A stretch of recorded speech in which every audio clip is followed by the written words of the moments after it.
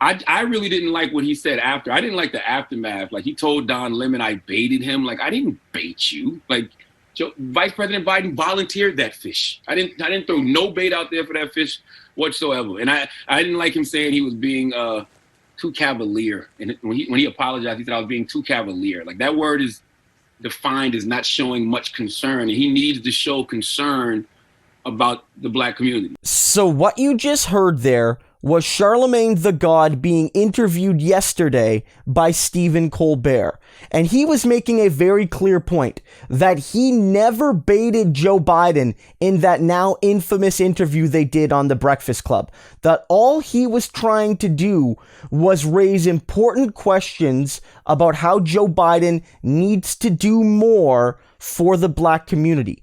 That the black community has been so loyal to him and the Democratic Party that he needs to show that loyalty in return. And Biden responded awfully. We've covered that. We covered the jokes he made, quote unquote. We covered the "you ain't black" comment. We covered the remarks after he made to Don Lemon that Charlemagne is referencing, where he said that Charlemagne the God baited him.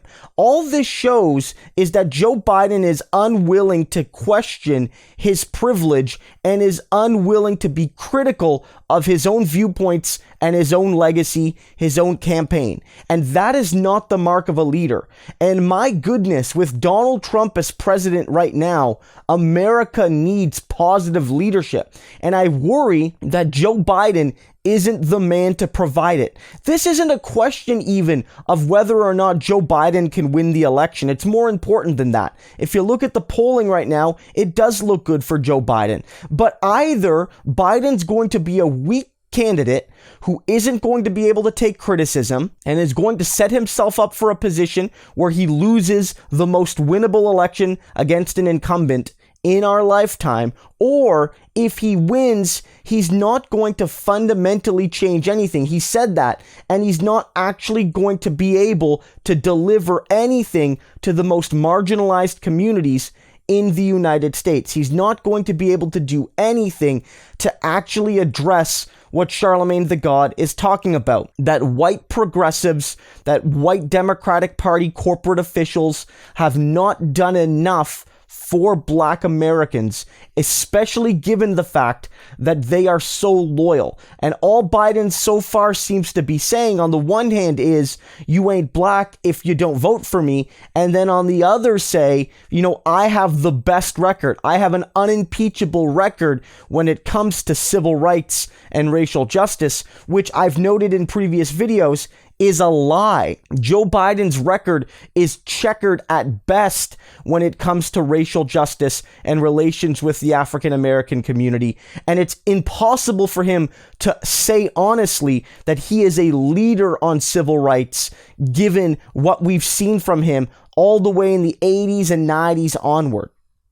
It's just not true. It's just not true.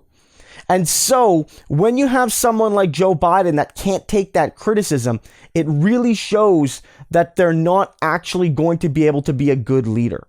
Again, you might be a anything but Trump voter. You might be a vote blue no matter who voter. Or you might be somebody that's not going to vote for Biden because you can't bring yourself to do it. But regardless of that fact, the reality is, if he's the next president, if he defeats Donald Trump, he's not going to be in a position, he's not going to take the necessary steps to fight for meaningful social, political, and economic and racial justice that people like Charlemagne the God and people by the hundreds of thousands at the George Floyd protests are demanding right now. Biden will not help them. We even heard Joe Biden basically say that his main plank about how to address George Floyd type situations is to have police aim for the leg instead of the heart. That's not good enough. And Charlemagne the God made a fantastic point at another time in this Colbert interview that the United States is a flawed society when it comes to economic and racial justice and opportunity. America advertises itself as an all-inclusive resort, but really, it's a private club founded by old rich white men for old rich white men. And that's putting it perfectly, I think. This is showing that when it comes to challenging the fundamental founding of America, Joe Biden isn't that guy. I mean, Joe Biden is an old, rich white man, and so right off the top, it's in his interest to defend the status quo. Maybe not to make things worse like Donald Trump is doing, but to at the very least defend the status quo. And he's not going to be the guy that starts making the resort truly all-inclusive to everyone. He's not going to be the one to make it truly open and welcoming to the marginalized, to the poor, to the suffering. And I think that when Charlemagne the God brings these ideas up to Joe Biden, and Joe Biden supposedly jokes about the ideas and dismisses them as unserious and basically says, you have no choice but me and you're not black if you don't vote for me, he is telegraphing, he's not even hiding it, that he is not going to do the things that the people who are voting for him want him to do to build a better society. This is an awful choice for Americans. I've noted this before. 330 plus million people, and these are the two men leading the two largest parties, Trump and Biden. Neither of them fundamentally give one single damn about basic racial justice. Biden's better, but right now, Black Americans, marginalized Americans, poor Americans deserve something much, much more than simply being better than Donald Trump.